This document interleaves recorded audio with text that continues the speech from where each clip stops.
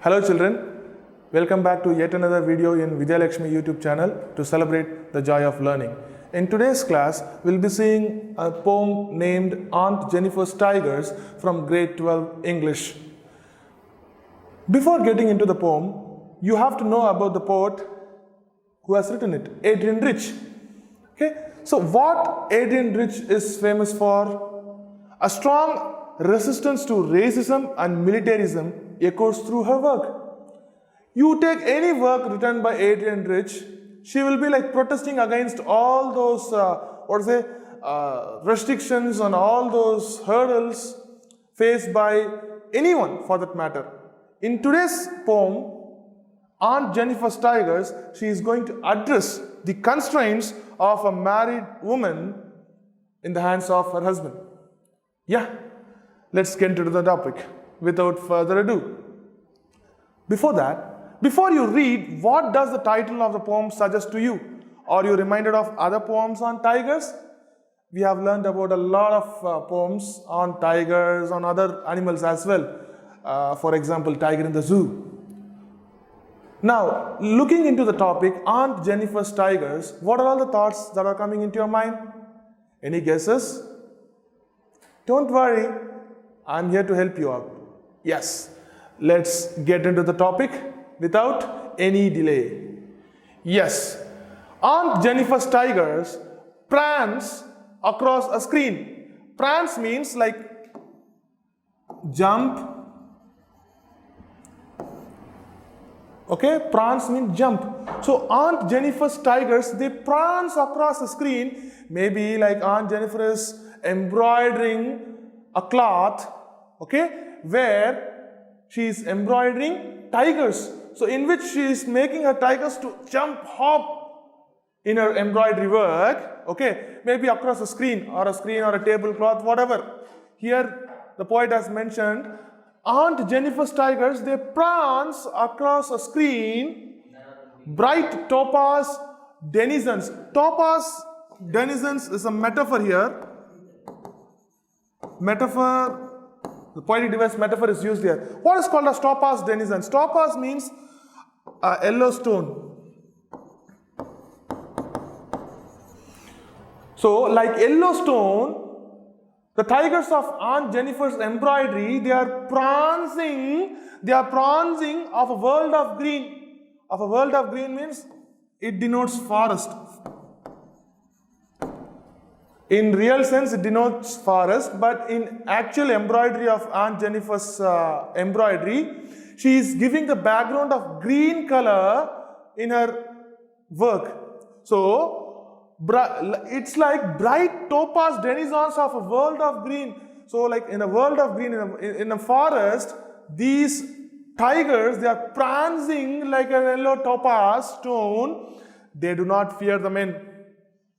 The embroidery works in which the tigers are portrayed, they are not fearing anyone. They don't fear anyone, especially the men. Especially the men. Here is the irony here. The tigers with which the embroidery work is done, they are not fearing, but the one who is embroidering is fearing her husband. This is the irony here. So, they do not fear the men beneath the tree, they pace in sleek, chivalric certainty. That means with such majestic walk, with such elegance, they are prancing and moving in the forest. So they, in the sense here, it refers to the tigers in the embroidery. Okay, they are like with such elegance, they are walking in the forest without fearing anyone, especially the men. Now, Aunt Jennifer's fingers fluttering through her wool. So when she is doing the embroidery, so Aunt Jennifer's fingers are fluttering, it is like trembling, shaking, maybe because of fear of her husband. Okay, she is doing her embroidery in her wool. She can't even do the embroidery because her fingers are fluttering. Fingers fluttering, here it is alliteration. The poetic device used here is alliteration. The first letter F is same. The fa sound. when it comes continuously alliteration. So now, when she is doing this embroidery work itself, her fingers are fluttering through her wool. So in a woolen cloth only she is doing her embroidery. Her fingers are fluttering.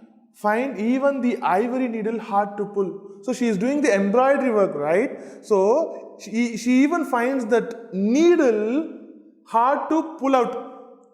With that much fear, maybe because of tiredness also, but more kind of fear is represented here because she's like her fingers are fluttering. She finds it very hard to even pull the wool back from the embroidery work. Yes, she finds even the ivory needle hard to pull out the massive weight of uncle's wedding band. Here only the real pathetic scenario comes in the poem. So the poet says, the massive weight of uncle's wedding band, it reflects the wedding ring that is worn by Aunt Jennifer, presented by her husband. She says, this wedding band is weighing so much, is weighing so heavy for her, sits heavily upon Aunt Jennifer's hands. It is sitting very heavily. That means not in physical sense, it is also in emotional way.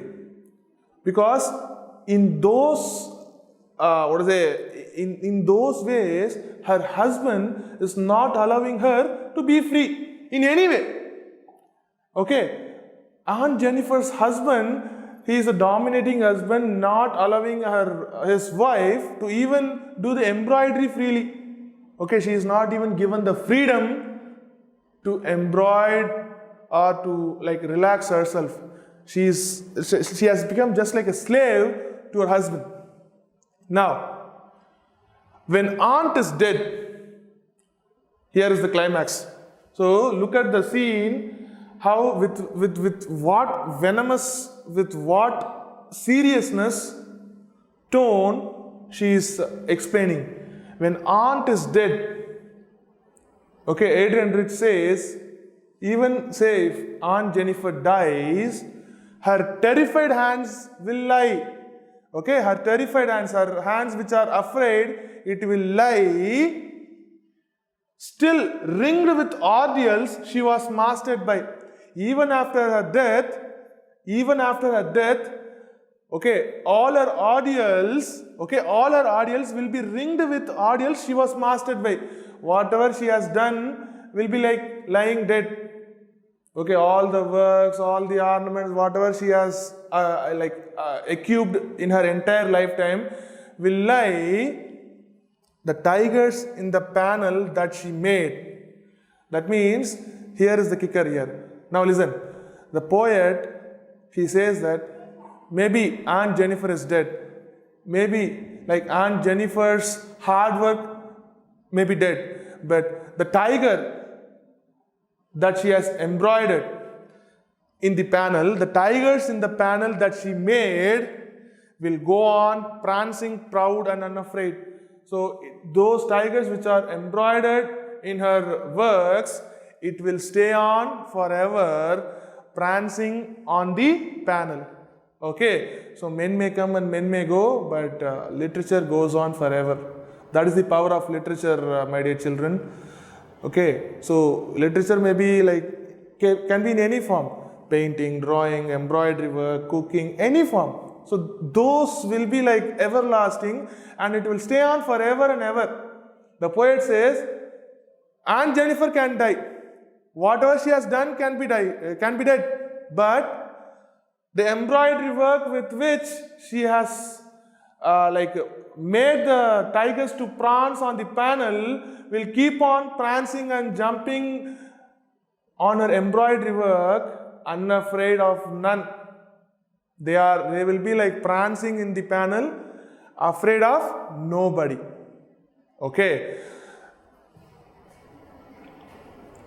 Yes. That is it with the poem Aunt Jennifer's Tigers. Hope you have understood the content. Suppose, say if you have any doubt, do comment We will be taking more pleasure in solving any of your doubts. Like, share and comment on our videos. Do subscribe our YouTube channel. Hope to meet you in yet another video from Vidya Lakshmi YouTube channel to celebrate the joy of learning. See you children. Take care. Bye-bye.